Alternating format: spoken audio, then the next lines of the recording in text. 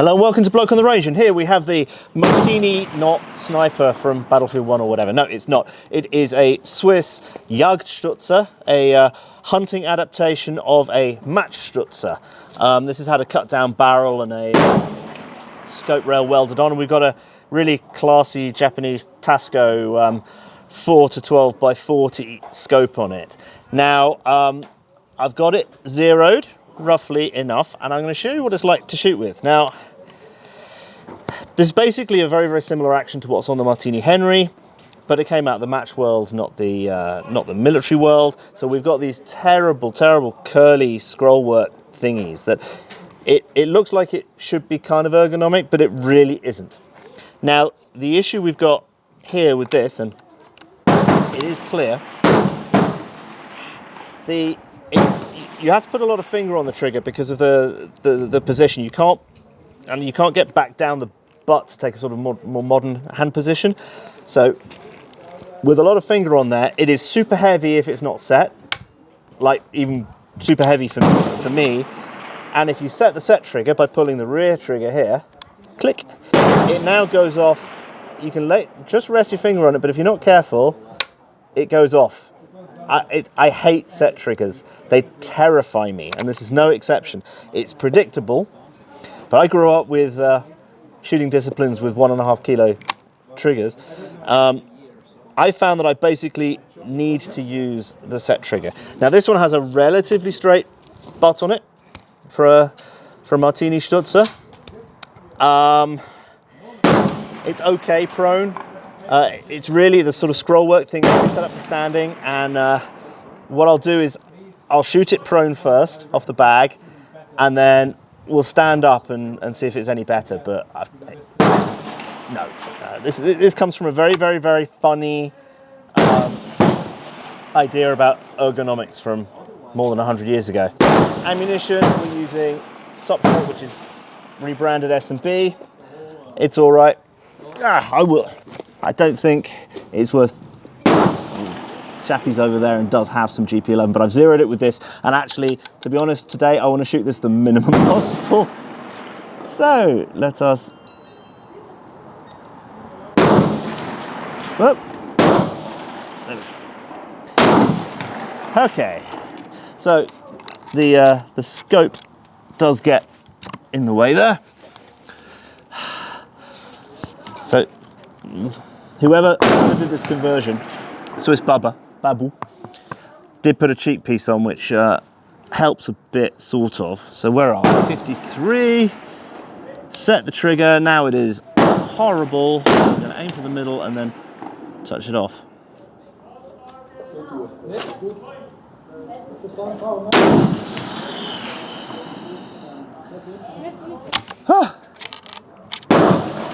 So it goes off. The recoil's not too bad because this thing is heavy, but it's this kind of shock of it going off.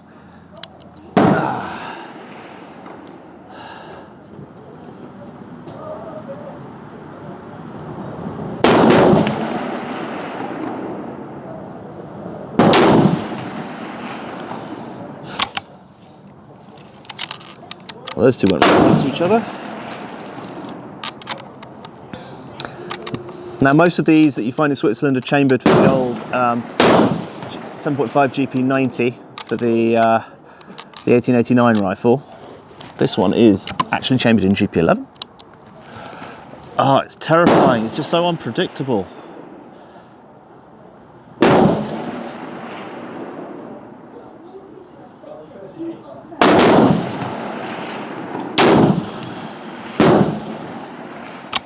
Oh, that's a nice group. So what I'm finding is that I can't really exercise control with my right hand for two reasons. Firstly, the scroll work thingy is not conducive to holding the rifle to support it. And also, I'm having to sort of just so gingerly on the trigger, and I'm pressing it with like here, because it's the only place to press it. As a general rule, FUDs will say you have to press with the pad or whatever. They're wrong. You have to press with whatever you need to do to press the trigger straight back. But I'm basically controlling the rifle entirely with my left hand, almost entirely with my left hand, and sort of with the palm of my right, while trying not to touch the trigger until I'm ready, and then just oof.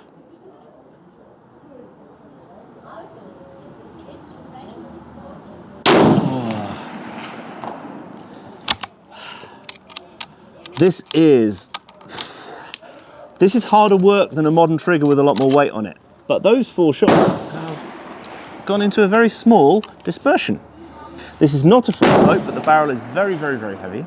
The whole thing is, I can't imagine traipsing around the mountains going after Steinbock or whatever with this on my back, and then having to deal with either the super heavy normal trigger or this crazy light trigger that just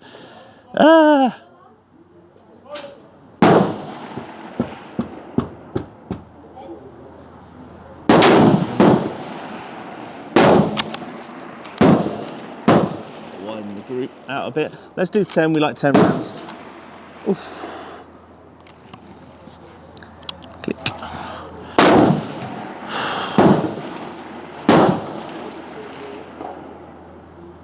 Would you mind to switch rifle? Yep.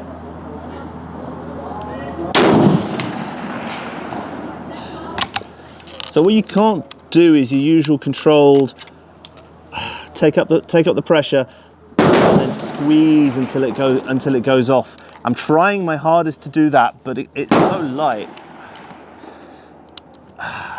And really, honestly, without the set trigger, it is so heavy, it's just not worth it. I can't get enough leverage on it because of the hand position that this scroll thing forces into you.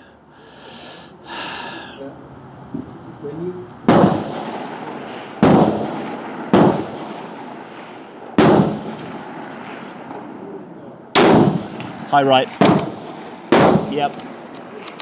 Okay, that was me. I saw that go, so we can discount that. Calling your shots is very important. I'm going to try. No, I'm not even going to try. Maybe at the end, after I shot 10.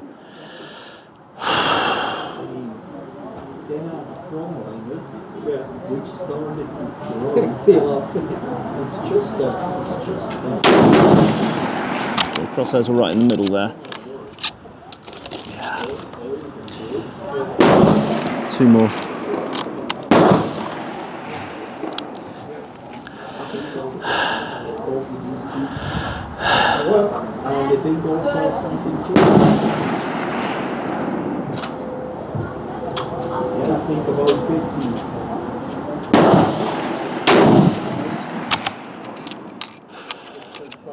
I mean, this is an impressive group, and this is not GP11, this is normal commercial ammo.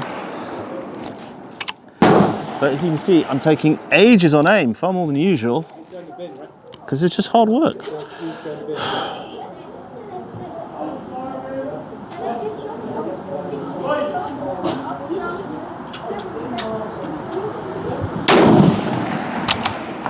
Okay, middle of the group. Just to give you an impression, I'm just going to do one more with the main trigger without setting it.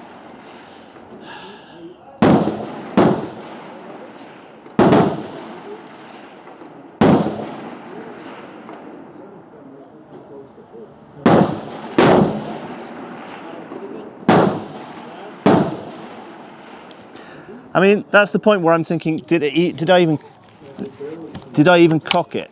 Yes. It's that bad. Try again.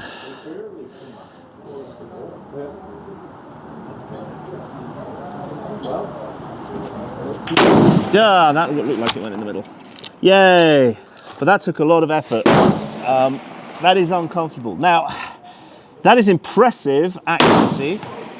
Obviously the group's not centered. I need to adjust it about a minute of angle right and a minute of angle up. So why don't I just do that now? 1, 2, 3, 4. 1, 2, 3, 4. Would this have worked as a sniper rifle? Yes, absolutely. Is it impressive accuracy for a bubbered, cut down Matchstutzer that's probably 100 odd years old? Yes, it is impressive. Why did they put these Martini-Henry sniper rifles in those games? I really don't understand it, but they did. Well, this is probably as near as you're going to get to a real one in reality. So, yeah.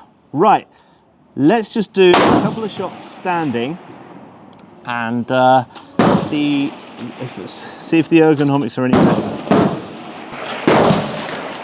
Oh, okay. I think let's take it down to 8 power. I was on about 10. Take a dry shot first.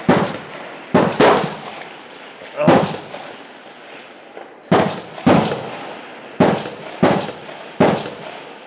Whey!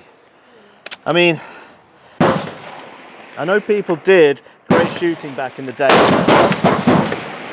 with these, but with modern ideas of ergonomics, and I don't have the curly butt.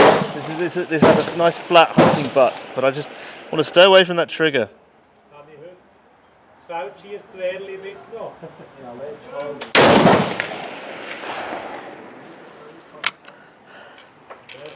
There is a temptation just to slap at the trigger as it goes across. That's the real, with hair triggers, with set triggers, there's this huge temptation to slap it as it goes across, and you need to resist it. Let's try it on the palm like that.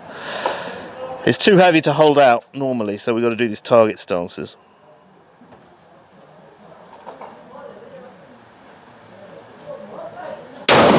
Low left. Oh, God.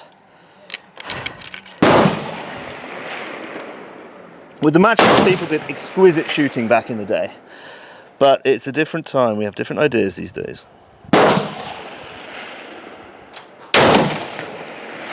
And they practiced, which, as we know, is akin to cheating.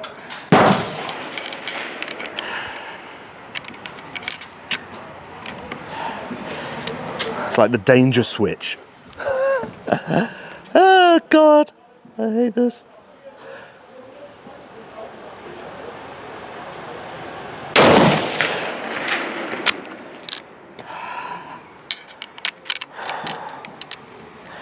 One more, then I'm spent.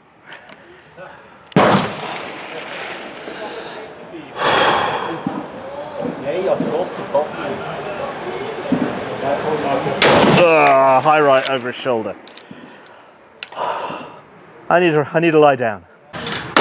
Okay, so Chappie's going to give us his impressions. Doing it dry, trying it without the. And figure out what kind of octopus hold we need on this thing. Which target are we on? 53. 53. In the middle. Yeah. Sorry for now.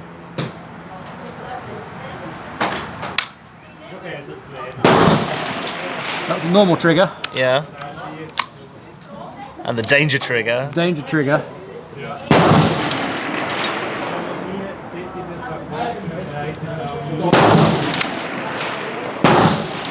Good Lord. All right. An accident waiting to happen. Chuck some ammo down it then. All right.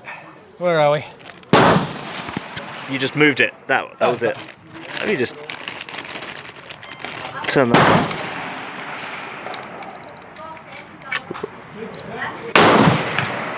All right. I'll just do it without the trigger for now.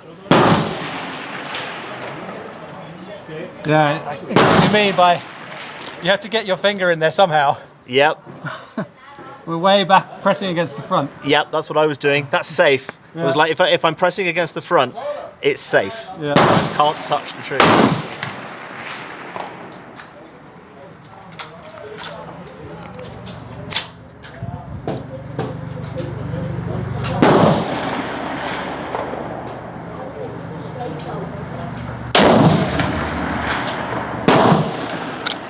Just out the full, that's all right.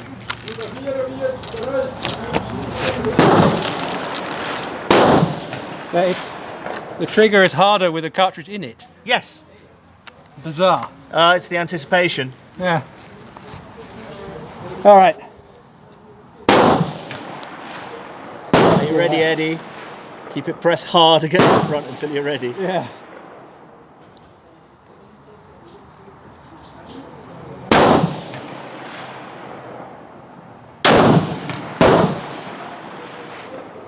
Yeah, Bottom of the full. It's not fun, is it? It is not. And it discourages you from getting a proper grip because you're so scared of that thing. You cannot grip it properly.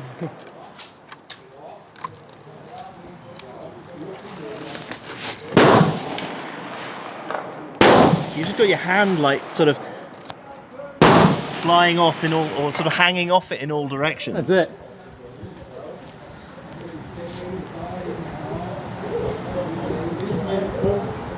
Setting it or not? Yeah, this. It's.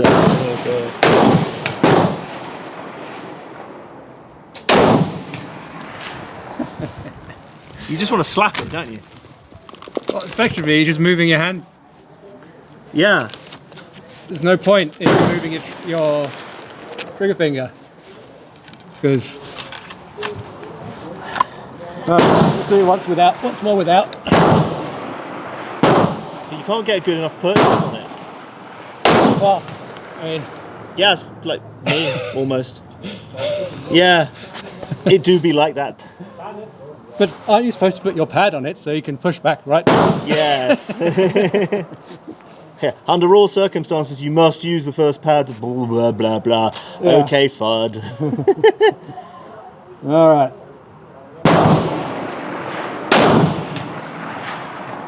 Yeah, I could get used to the trigger, normal trigger.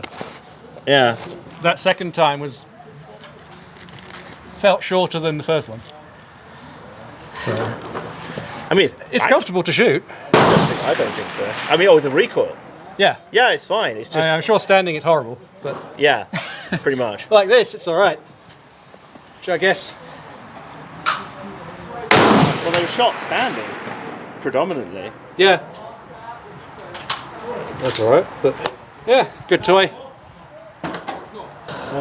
Okay, so looking at the box there, they went basically wherever the wherever the crosshair was pointed when it went bang. But it's the sort of thing that I'm sure if you grew up with it, you always shot with it, you'd get used to it. Just like I grew up with 1980s British food. I got used to it. I thought it was normal. I thought that's what food was like. But now we know what works better, and it's not this sort of scroll work thingy. It's yes. It is unimpressive, but is it an accurate piece despite not being free floated and the fore end being attached by a pin and all that?